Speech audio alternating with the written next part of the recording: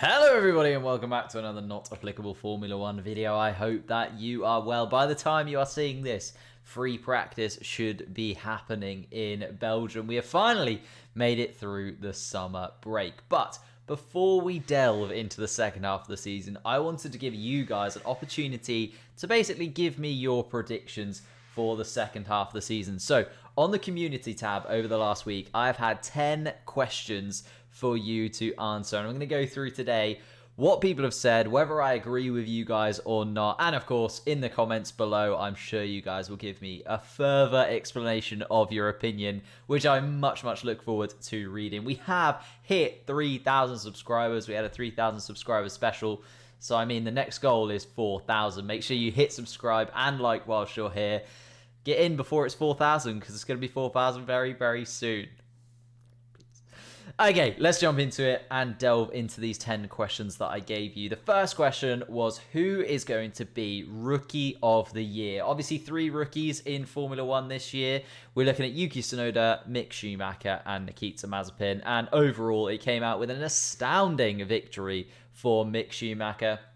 I think people have lost a little bit of the hype that they had for Yuki Tsunoda at this point in the year. It really hasn't gone his way at AlphaTauri, has it? And especially when comparing to Pierre Gasly. Pierre Gasly seems to be getting a lot out of that car, has had some unlucky scaves, whereas Yuki Tsunoda seems to not really be making any of his own luck. He's just sort of fallen apart a little bit. And Nikita Mazepin, made a video on him recently, looked at whether he is improving in Formula 1. I highly recommend you check that out. But as you can see, he is still nowhere near his teammate, both in my opinion and your opinion, and the general consensus of Formula 1 fans. So Rookie of the Year, by the end of the season, we're expecting it to be Mick Schumacher.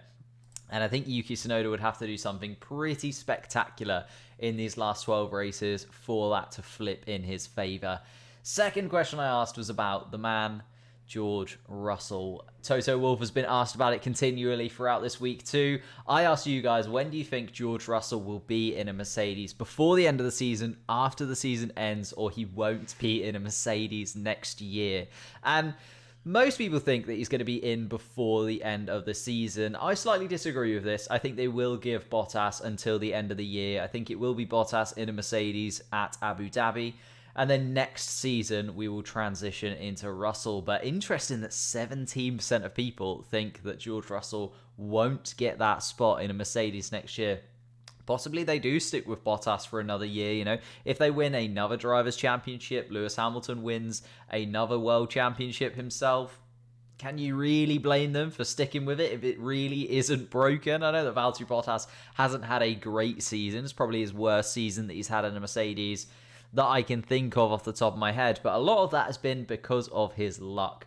George Russell, though, is having an absolutely amazing season. I think that's why the question has come to fruition a little bit more, is just because he has been absolutely sensational in that Williams, getting points in a Williams, and looking like he could have got points in 2 or 3 of the races as well, has been very impressive. But I'm going to slightly disagree with this one. I'm going to say it's going to be after the season ends. We saw George Russell in a Mercedes. Number 3 was the best midfield team. Who is going to win out between Aston Martin, Alpine and AlphaTauri? If we look at it right now, Alpine are in the lead. They're 9 points ahead of AlphaTauri, who are 20 points ahead of Aston Martin. But it's actually very interesting that Aston Martin have won this out. People really think Sebastian Vettel and Lance Stroll can pick up those points and can get themselves back into contention. Obviously, Gasly is really holding up the AlphaTauri team at this point with 50 points compared to Yuki Tsunoda's 18. But Yuki Tsunoda and Stroll are actually on the same points. So I'd be surprised if Stroll is going to make up that much of a margin and build out that much of a lead over Yuki Tsunoda as to where Aston Martin can get in front, especially if Gasly is going to keep his lead on Vettel as well. And Alpine, actually leading the championship at the moment between these 3, are the least likely to keep in that place. Maybe that is just because, you know, the points that they got from Hungary, the 1st and 4th place, is a bit of a flash in the pan. They're probably not likely to pick up that chunk of points again. And possibly one of the other teams, a bit more consistency from AlphaTauri, Aston Martin over the first 11 races. But we've got Aston Martin just edging out AlphaTauri. We'll have to wait and see as to whether this will be the case. Best midfield driver, though, is Pierre Gasly by a long way. So Pierre Gasly, as I said, massively leading this, 11 points ahead of Ocon, and Ocon, remember, got 25 of those points in one race. So Gasly has been incredibly good in that AlphaTauri, has picked up a lot more points, and is even on the same points as Daniel Ricciardo. Yes, a very struggling Daniel Ricciardo, but still very impressive from Gasly. Easily wins out. And I completely agree. I can't see Ocon, Alonso, Vettel, Stroll catching up with Gasly anytime soon. Didn't actually put Yuki Tsunoda in this list. I don't think he's going to catch him either. Then number 5 was Daniel Ricciardo, focusing in on the man who is currently 9th in the Drivers' Championship.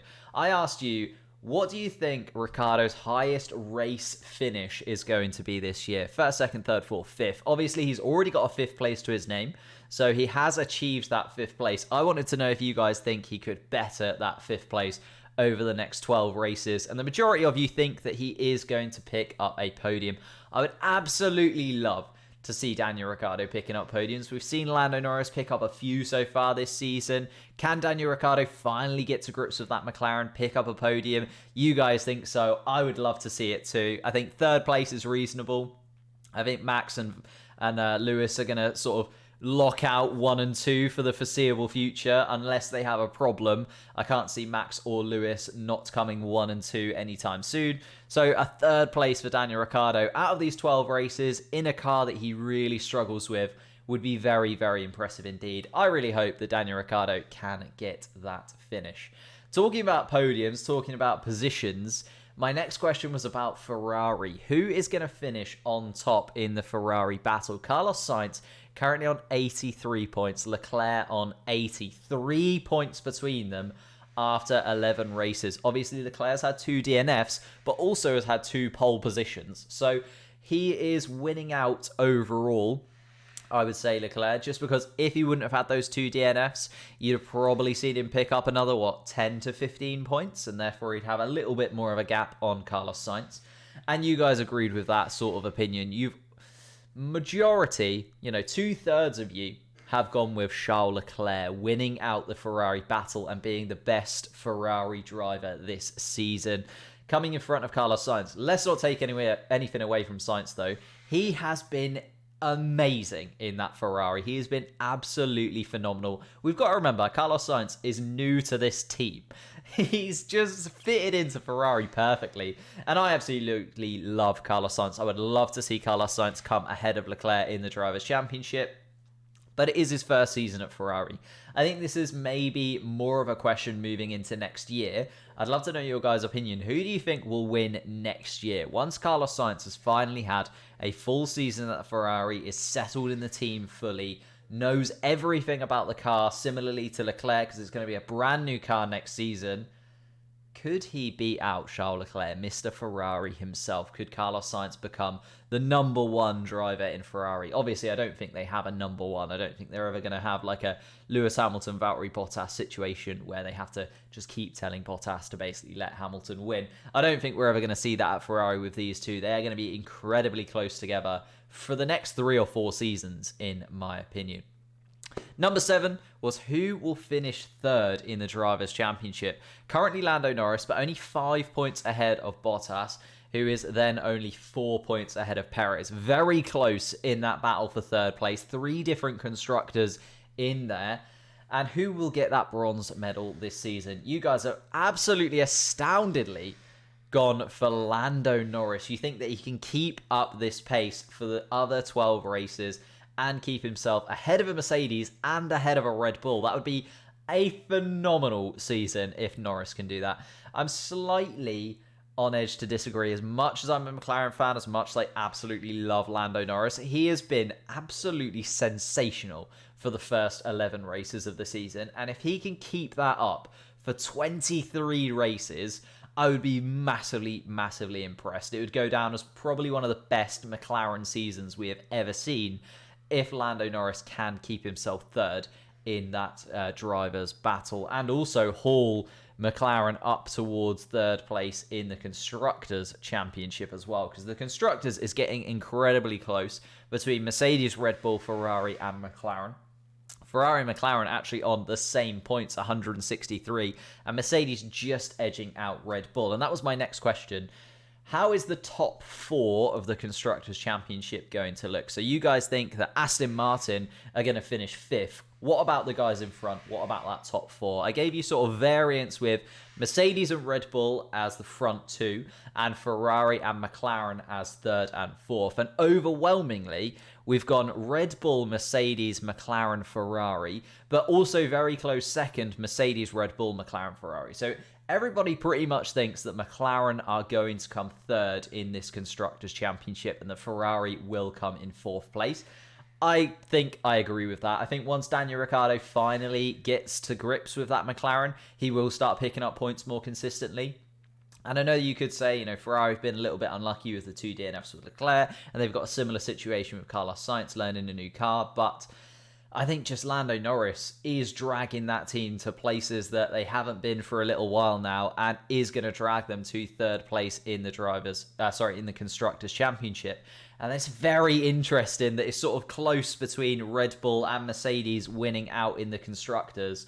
I honestly don't know who is going to win out, because you've got Valtteri Bottas, but he's having a really unlucky season. Things just aren't going his way. And you've got Sergio Perez, who is learning this brand new car. You've got Hamilton and Verstappen, who I think are going to be within a few points with one another for the rest of the season. I think this is going to go all the way to the end of the season with those two. And there's only going to be a few points in it by the end. So very, very close indeed. You guys think Red Bull are going to edge it out? Personally, I'd love to say that Red Bull will win it, because it breaks that duct of Mercedes every single year for the rest of our lives. But at the same time, it is Mercedes, and you can just see them coming up with a new package and just blowing Red Bull out of the water. I really hope not. Maybe you guys will be right, maybe not. But I hope McLaren will be 3rd, and I like that we've gone for McLaren 3rd. Then I asked you probably the most important question number 9 in the fan predictions. Who is going to be the world champion? If we look at the stats right now, Hamilton is 8 points ahead of Verstappen, but Verstappen was in the lead of the Drivers' Championship for a considerable amount of time. Now, you guys have gone for Verstappen. 70% of the vote has gone for Verstappen as our Drivers' Champion this season, breaking the Lewis Hamilton surge that is going on at Mercedes, breaking that pattern, and finally we're getting a new world champion. I think you could be right. I think if Red Bull can keep themselves in contention, if Red Bull can give him the car, I think Max Verstappen should be in the lead of this championship. He's lost out on a lot of points this season. I'm thinking of Azerbaijan, where he could have picked up 25 points. I'm thinking of Silverstone, where he could have picked up probably 25 to 18 points. Let's say 18 considerably. I'm thinking about Hungary, where similarly he probably would have picked up a podium of some kind, 15 to 18 points there.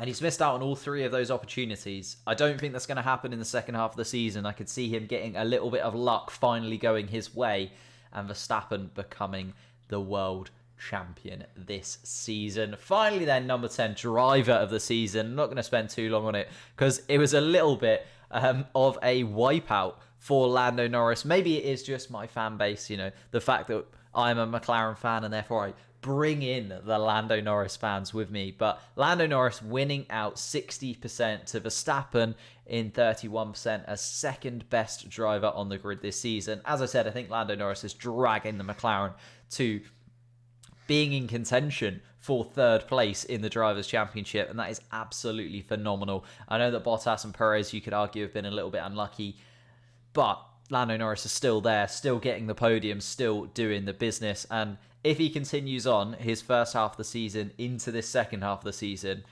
by no means is anyone else anywhere close to driver of the season for me. He has been absolutely sensational. But that's what you guys think is going to happen in the second half of the season, and my opinion on it too. Thank you so much for watching. If you could leave a like, subscribe. I'm going to be live later on today when this video comes out for the pre-race preamble, and of course for qualifying and the race Saturday and Sunday as well. Leave a like, subscribe, leave a comment down below. Which one of these do you think is the most wrong, most right? Have a wonderful weekend. I will see you next time.